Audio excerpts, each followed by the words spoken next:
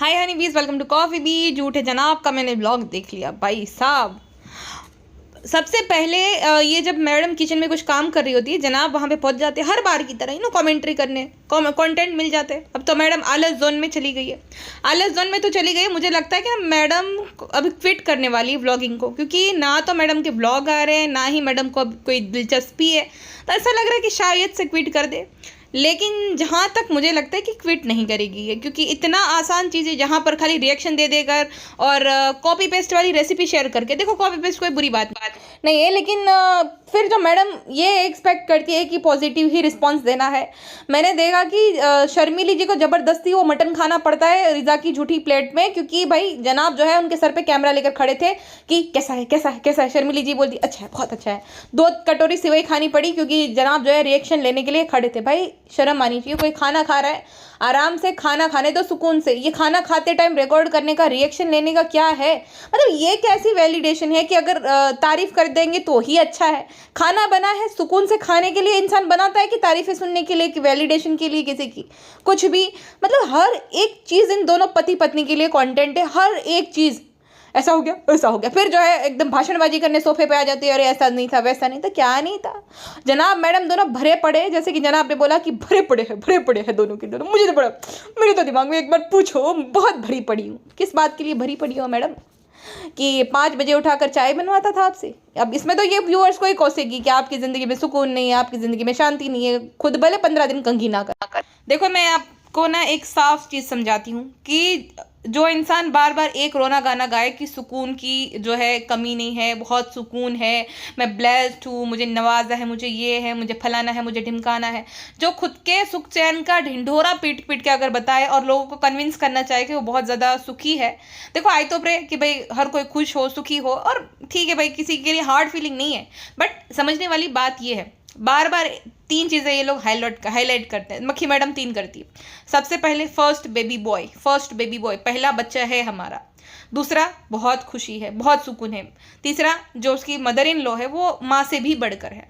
तो अगर ऐसा होता, लोगों को बताने की जरूरत नहीं पड़ती, लोग खुद ही समझ जाते थे, है ना। दिखता है, ये जो बताने की चीज़ें नहीं होती, इंसान खुद ही जो है भाई उनके आचरण से, उनके व्यवहार से समझ जाता है कि नहीं नहीं, हाँ सच में ये बात सच है। लेकिन मैडम जो है खुद ही लोगों को ढिंडोरा पीट कर बताती है, लोगों को ये बताती है कि मेरी ज़िंदगी में बहुत सुकून है, आपकी ज़िंदगी में सुकून नहीं है, आप तो जो है वगैरह वगैरह न जाने क्या क्या बोल देती है। वो सबको ही पता है डार्क सर्कल कितने बड़े बड़े हैं। मैडम की हालत देखकर पहले क्या थी अब क्या है, और किसी को दोष नहीं दे सकते कि उसकी हालत के लिए वो खुद ही जिम्मेदार है ना। जिसके दिल में इतना जहर भरा हो दूसरों के लिए, और वो ऑडियंस को अपने पैर की धूल बराबर मानती है, उसकी ये हालत के लिए वो खुद जिम्मेदार है, ना कि कोई और। देखो, मैं खुद मुंह फटू और कैची जैसी जुबान है मेरी, लेकिन मेरे दोस्त तो बहुत सारे भाई है ना, अच्छे खासे परम मित्र मेरी हो, जो कि जब मेरी गलती होती है ना, तो मैं उसके पैर भी पकड़ने के लिए राजी हूँ कि मेरी गलती होगी, माफ़ कर मुझे। और जब उनकी गलती होती है तब वो मुझे बनाते 10 तरीके से कि भाई नहीं नहीं नहीं, गलती हो गई। तो दोस्त वही होते हैं ना। ऐसा कैसे पॉसिबल है कि इसका कोई एक भी दोस्त टिका नहीं, और हमेशा दूसरों की गलती अगले की। और जितने भी दोस्त है, चाहे वो जो पलक नाज है, चाहे वो अपने कुलकर्णी मैडम है, चाहे कोई भी हो, वही एक ही रीज़न देते कि मैडम ने उनको इग्नोर किया। मेन रीज़न यही होता है। एक इंटरव्यूअर है भाई, मुझे बड़ी हंसी आ रही, अब तो मुझे वो इरिटेटिंग से लगने लगे। क्यों? क्योंकि उनका एक ही सवाल होता है कि चिपिका पक्कड़ आपकी दोस्त है। भाई तुम्हें क्यों जानना है चिपिका पक्कड़ उनकी दोस्त है कि नहीं है? और चिपिका पक्कड़ हर किसी की दोस्त वैसे ज़रूरी होता है क्या? तो इस इंटरव्यूअर का एक ही सवाल होता है सबसे, चिपिका पक्कड़ आपकी दोस्त है कि नहीं है। और जब उसके जो है आस्क मी एनीथिंग किया था और सब लोगों ने चिपिका पक्कड़ के रिलेटेड क्वेश्चन पूछे थे, तब बोल रहे कि मैं थोड़ी उसका वो हूँ, कि मुझे थोड़ी पता है, मैं उसके कॉन्टेक्ट में थोड़ी हूँ जो मुझे पता है, लेकिन क्वेश्चन तो यही रहते। अभी मनीषा का इंटरव्यू देखा मैंने, वहाँ पे भी सेम क्वेश्चन। अरे भाई बुलवा लो इंटरव्यू पे। लेकिन वो फ्रस्ट्रेटेड इसलिए है क्योंकि जनाब मैडम हाथ में नहीं आ रहे। बहुत बार इंटरव्यू के लिए कॉल करें लेकिन आ नहीं रहे, जनाब मैडम मान नहीं रहे, क्योंकि वो तो सनसनी फैलाने के लिए ऐसे ही क्वेश्चन पूछेंगे, वो मासूम रिश्ता वगैरह वगैरह। तो कोई थोड़ी ना अपने इतने बड़े राज रिवील करने वहाँ पे जाएगा, है ना, नहीं जाएगा। जिस वजह से जनाब मैडम नहीं जा। तो वो इंटरव्यूअर को भाई बहुत ज़्यादा उनको इंटरव्यू लेने का वो है, लेकिन मैडम जनाब हाथ नहीं लग रहे। और कुछ रिवील चीज़ें हो सकती है जब मैडम और जनाब इंटरव्यू देने जाए, जैसे कि मासूम रिश्ते का क्वेश्चन पूछे तो वो लोग क्या ही आंसर दे पाएंगे। और मेरे हिसाब से ना इस पॉइंट पे मुझे लगता है कि वो जो बच्ची है ना, उसकी प्राइवेसी के चलते ये कभी सामने ना आए तो बहुत अच्छा रहेगा। जो भी है ना, ठीक है भाई, जो भी था। शायद से उसका फादर जो है वो नहीं रिवील करना चाहता, चाहे शायद से उसकी सेफ्टी के लिए नहीं करना चाहता हो ना, 100 रीज़न हो सकते। तो मेरे हिसाब से अगर था भी तो ठीक है भाई, जो भी है। उसका बाप जब सामने से कुछ नहीं बोल रहा तो हम लोग कौन ही होते वो सब रिवील करने वाले, ये जो भी करने वाले। तो बाकी ये मक्खी जो है बड़ी मक्कार है, क्योंकि बच्ची का दोष नहीं, लेकिन मक्खी मक्खी देखो कैसी है भाई। इतना गुस्सा चढ़ रहा था मुझे जब वो बोली थी ना कि हमारा पहला बेबी है। शर्म आनी चाहिए सच में। मेरी माँ ऐसा करती और मैं बच्ची होती, मेरे साथ ऐसा होता कि मेरी माँ मना ही कर दे, कि मेरी एग्जिस्टेंस को ही रद्द कर दे कि है ही नहीं, तो मेरा दुनिया पर से ही भरोसा उठ जाता है ना, कि भाई जो पैदा कर रहा है वो ही जो है मना कर रहा है कि पहला ही है, तो क्या ही कर सकते हैं। और ऐसी कैसी माँ है भाई, जिसको एक बच्चा बड़ा प्यारा है और एक जिसको खुद ने पैदा किया, खुद ने जो है भाई जन्म दिया है, उसकी जो है भाई उसके अस्तित्व को ही जो है नकार रही है कि है ही नहीं, पहला ही है वगैरह वगैरह। कैसी माँ होती है। मैंने हर किसी का रंग बदलते हुए देखा है, हर किसी को बदलते देखा, लेकिन माँ को कभी बदलते नहीं देखा। तो भाई कैसी माँ है जो कि अपनी बच्ची को ही एग्जिस्टेंस को ही नकार रही है कि नहीं नहीं मेरा तो पहला बेबी है, ये है वो है, बेशर्मी से। और एक्सप्रेशन और बॉडी लैंग्वेज देखना, कंटिन्यूस हंस जा रही। जनाब एक्सप्लेन करें मतलब वहां पे कोई हंसने वाली बात नहीं थी। आई कांटेक्ट करना चाहिए था, आई कांटेक्ट नहीं, आई कांटेक्ट नहीं किया उसने ऑडियंस के साथ, ना ही जनाब के साथ। बच्चे की जब बात हो रही फर्स्ट बेबी की, जनाब बोल रहे थे कि इन फ्यूचर हमारा दूसरा बेबी भी हो सकता है, होगा तब हमें सब पता होगा। तो मैडम ना तो ऑडियंस के साथ आई कांटेक्ट करती, ना ही जनाब के साथ। और जब वो बोलती है कि पहला बेबी, तो भी उसकी आंखें देखो इतरा रही है पूरी। जो झूठा होता है ना इंसान, उसकी आंख में दिख जाता है, जो सच्चा होता है ना उसकी आंख बताती है। तो इसकी आंखों में थोड़ा सा भी पानी नहीं है। झूठ तो यू ऐसे बोल देती, ऐसे। और इंसान की बॉडी लैंग्वेज भी बताती है ना, झूठों की बॉडी लैंग्वेज और जो इंसान सच बोल रहा है उसकी बॉडी लैंग्वेज में ज़मीन आसमान का अंतर रहता है। जो इंसान सच बोलता है ना, कहीं किसी भी सिचुएशन में आप एक बात हमेशा नोटिस करना, उसका ना आवाज़ कांपेगा।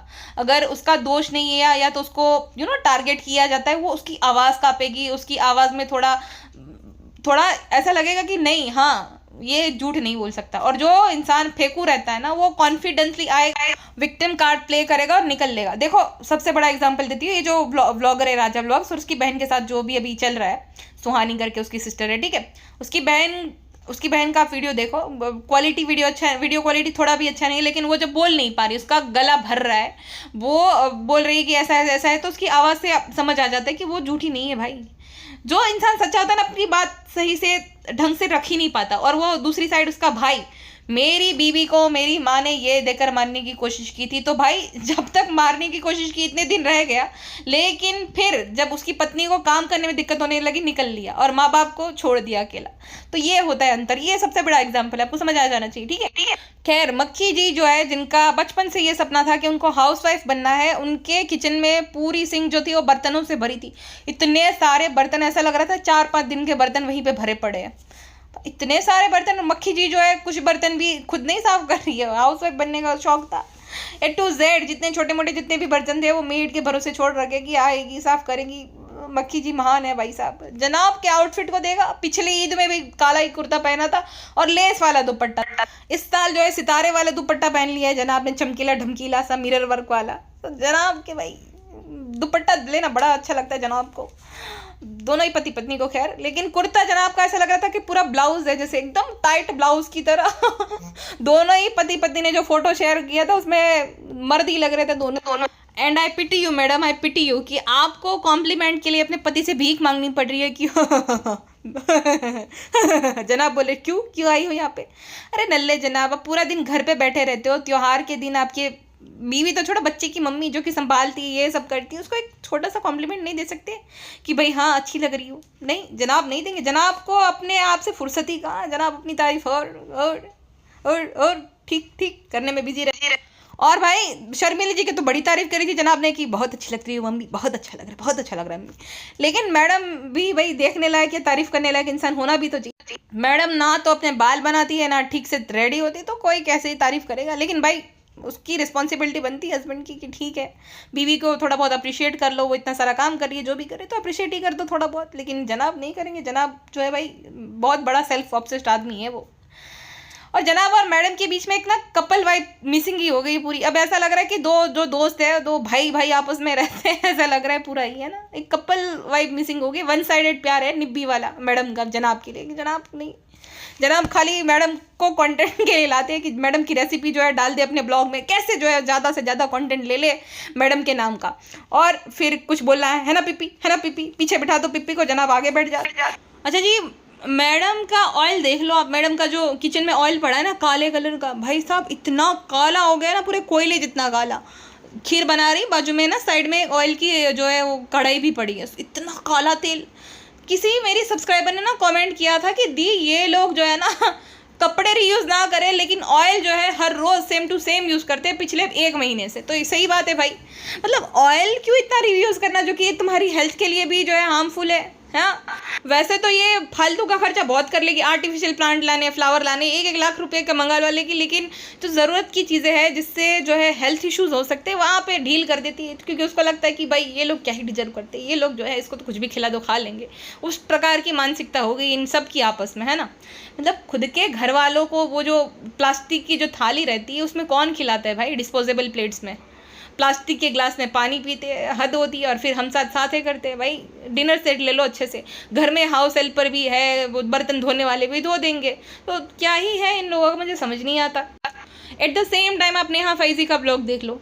नेहा जो है वो भाई वर्किंग वुमेन है, प्लस 2 बेबी है उनकी, 2 बच्चियाँ हैं, फिर भी उनका आप ब्लॉग देख लो भाई, एकदम साफ़ सुथरा घर है, प्लस सब चीज़ें उन्होंने खुद से मैनेज करी थी, बच्ची को मेहंदी भी उन्होंने लगाई थी, मतलब एक जो फैमिली वाइब होती है ना वो आ रही थी। और उनके ब्लॉग की जो खासियत वो होती है कि वो बिल्कुल भी शुगर कोटिंग नहीं करते, जो फैज़ी भाई है या तो नेहा है, वो उनका जो जेन्युइन रिएक्शन होता है वो वैसे ही रिएक्ट करते हैं, वो कुछ शुगर कोटिंग नहीं करते कि भाई अच्छा बना तो अच्छा बना, ऐसा जो है ना, जैसे कि मैडम करती है परफेक्ट चीज़ें, वो परफेक्ट के पीछे नहीं भागते। जो कि जो व्लॉगर होते हैं ना उनकी यही अच्छी बात होती है, जो कि भाई जो है वो दिखाए, ऐसा नहीं कि परफेक्ट हम महान बाकी शैतान, ये नहीं होना चाहिए। तो उनकी ये बात मुझे अच्छी लगती है, जिस वजह से मैं उनके ब्लॉग देखना पसंद करती हूँ। ठीक है, अच्छा जी, सॉरी टू से का मुझे लगता है 3rd पार्ट आने वाला है, क्योंकि जनाब जो है वो बोल रहे थे मैं तो भरा पड़ा हूँ, और दान को और सबको ही शेड कर रहे थे कि बहुत सारी चीज़ें ऐसी हुई है, गलतियाँ हुई है जो कि नज़रअंदाज हुई है